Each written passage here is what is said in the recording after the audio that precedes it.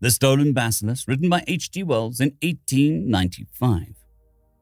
"This again," said the bacteriologist, slipping a glass slide under the microscope, "is a preparation of the celebrated bacillus of cholera, the cholera germ." The pale-faced man peered down the microscope. He was evidently not accustomed to that kind of thing, and held a limp white hand over his designated eye. "I see very little," he says.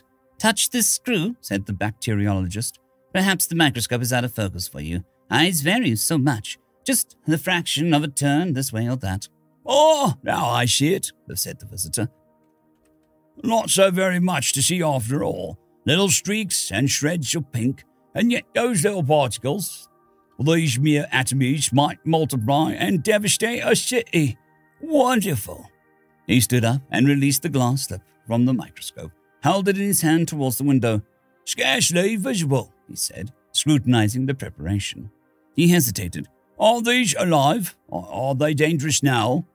"Those have been stained and killed," said the bacteriologist. "I wish, for my own part, we could kill even the strain of every one of them in the universe." "I suppose," the pale man said with a slight smile, "what you scarcely care to have such things about you in the living, in the active state." "On the contrary, we're obliged to," the bacteriologist said. "Here, for instance." He worked across the room and took up one of the several sealed tubes. "Here is the living thing.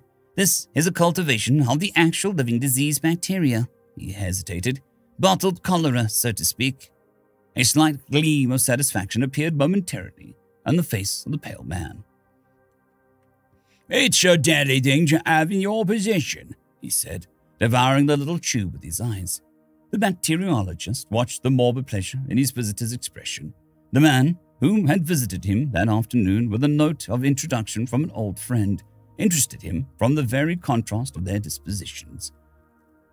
The lank black hair and deep grey eyes, the haggard expression and nervous manner, the fitful yet keen interest of his visitor were a novel change from the phlegmatic deliberations of the ordinary scientific worker with whom the bacteriologist chiefly associated.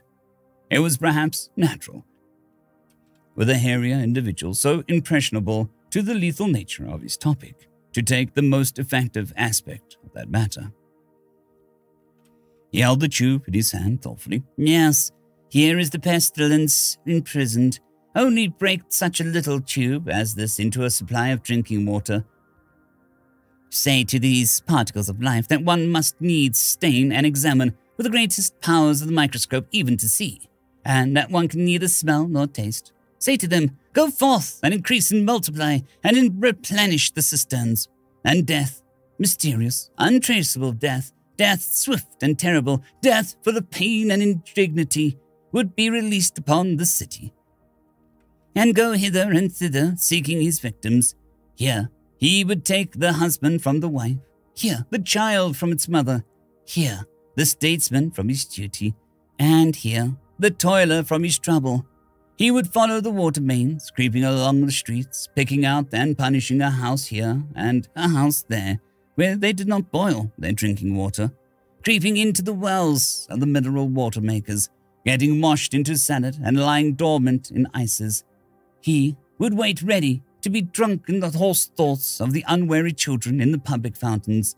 He would soak into the soil to reappear in springs and wells and 1,000 unexpected places. Once start him at the water supply, and before we could bring him in and catch him again, he would have decimated the metropolis. He stopped abruptly. He had been told rhetoric was his weakness. But he's quite safe here, you know, quite safe. The pale-faced man nodded. His eyes shone. He cleared his throat. These anarchist rascals, he said, are fools, blind fools, to use a bomb when this kind of thing is attainable, I think. A gentle rap, a mere light touch of the fingernail was heard at the door. The bacteriologist opened it. Just a minute, dear, he whispered to his wife. When he re-entered the laboratory, his visitor was looking at his watch. I had no idea I wasted an hour of your time, he said. 12 minutes to 4. I ought to have left here by 3:30. But your things were really too interesting. No, positively, I cannot stop a moment longer. I have an engagement at 4. He passed out of the room in reiterating his thanks, and the bacteriologist accompanied him to the door and then returned thoughtfully along the passage to his laboratory. He was musing on the ethnology of his visitor. Certainly the man was not a totemic type, nor a common Latin one. A molded product, anyway, I'm afraid, said the bacteriologist to himself. How he gloated on those civilizations of disease germs. A disturbing thought struck him. He turned to the bench by the vapor bath, and then quickly to his writing table. Then he felt hastily in his pockets, and then rushed to the door. May I put it down in the hall table? He said. Minnie, he shouted hoarsely in the hall. Yes, dear, came a remote voice. Had I anything in my hand when I spoke to you, dear, just now? Pause. Nothing, dear, because I remember. Blue ruin, cried the bacteriologist, and incontinently ran to the front door and down the steps of his house to the street. Minnie, hearing the door slam violently, ran in alarm to the window. Down the street, a slender man was getting into a cab. The bacteriologist, hatless and in his carpet slippers, was running and gesticulating wildly towards this group. One slipper came off, but did not wait for it. He's gone mad, said Minnie. It's that horrid science of his, and, opening the window, would have called after him. The slender man suddenly glanced around, seemed struck with the same idea of mental disorder. He pointed hastily to the bacteriologist, said something to the cabman. The apron of the cab slammed, the whip swished, and the horse feet clattered. And in a moment cab and bacteriologist, hotly in pursuit, had receded up the vista of the roadway and disappeared around the corner. Minnie remained straining at the window for a minute. Then she saw her head draw back into the room. She was dumbfounded. Of course he's an eccentric. She meditated, but running about London in the height of the season too, in his socks. A happy thought struck her. She hastily put her bonnet on, seized his shoes, went into the hall, took down his hat and light overcoat from the pegs, emerged from the doorstep, and hailed a cab that opportunely crawled by. Drive me up the road and round Havelslock Crescent, and see if we can find a gentleman running about in his velveteen coat and no hat. A velveteen coat, ma'am, and no hat? Oh, very good, ma'am. And the cabman whipped up at once the most matter-of-fact way, as if he drove to this address every day of his life. Some few minutes later, the little group of cabmen and loafers that collects round the cabman's shelter at Haverstock Hill were startled by the passing of the cab with a ginger-coloured screw of a horse, driven furiously. They were silent as it went by, and then, as it receded, "That's Harry Hicks. What has he got?" said the stout gentleman known as Old Tootles. "He's using his whip. He is too, right?" said the Ulster boy. "Hello," said poor old Tommy Bars. "Here's another blooming lunatic, blowed if there ain't." "It's old George," said Tootles, "and he's driving a lunatic, as you say. Ain't he a-clawing out at the cab? Wonder if he's after Harry Hicks." The group round the cabman's shelter became animated chorus. "Go it, George! It's a race! You'll catch him! Whip up!" "She's a goer, she is," said the Ulster boy. "Strike way giddy," cried old Tootles. "Here I'm a-going to begin in a minute. Here's another common. If all the cabs in Hampstead ain't gone mad this morning." "It's a field mail this time," said the Ulster boy. "She's following him," said Tootles. "Usually the other way round." "What's she got in her hand? And, looks like an eye hat." "What a blooming lark it is. 3-1 on Gold George," said the Ulster boy. "Next." Minnie went by in a perfect roar of applause. She did not like it, but she felt that it was doing her duty, and whirled on down Havenstock Hill and Camden Town High Street, with her eyes ever intent on the animated back view of old George, who was driving her vagrant husband so incomprehensibly away from her. The man in the foremost cab sat crouched in the corner, his arms tightly folded, and the little tube that contained such a vast possibilities of destruction gripped in his hand. His mood was a singular mixture of fear and exultation. Chiefly, he was afraid of being caught before he could accomplish his purpose. But behind this was a vaguer but larger fear of the awfulness of his crime. But his exultation far exceeded his fear. No anarchist before him had ever approached this conception of his. Ravencol, Valand, all those distinguished persons whose fame he had imbued dwindled into insignificance beside him. He had only to make it to the water supply and break the little tube into the reservoir. How brilliantly he had planned it. Forged the letter of introduction and got into the laboratory. And how brilliantly he had seized his opportunity. The world should hear of him at last. All those people who had sneered at him, neglected him, preferred other people to him, found his company undesirable, should consider him at last. Death, death, death. They had always treated him as a man of no importance. All the world had been a conspiracy to keep him under. He would teach them yet what it was to isolate a man. What was this familiar street? Great St. Andrew Street, of course. How fared the chase? He craned out of the cab.